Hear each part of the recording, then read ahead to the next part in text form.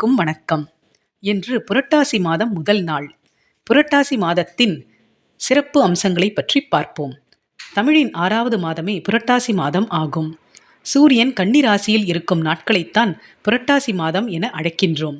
தெய்வங்களின் வழிபாடும் முன்னோர்களின் அருளாசியும் ஒருங்கிணைந்து புரட்டாசியில் கிடைப்பதால் இந்த மாதம் புனிதமான மாதமாக விளங்குகிறது. காக்கும் கடவுள் பகவான் விஷ்ணுவுக்கு உகந்த மாதமாக இம்மாதம் அமைந்திருக்கிறது.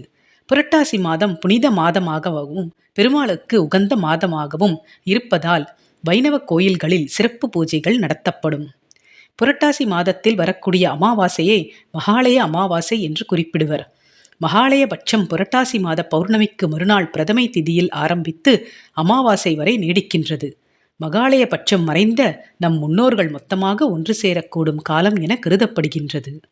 ஓம் நமோ நாராயணா. நன்றி. வாழ்க வளமுடன்.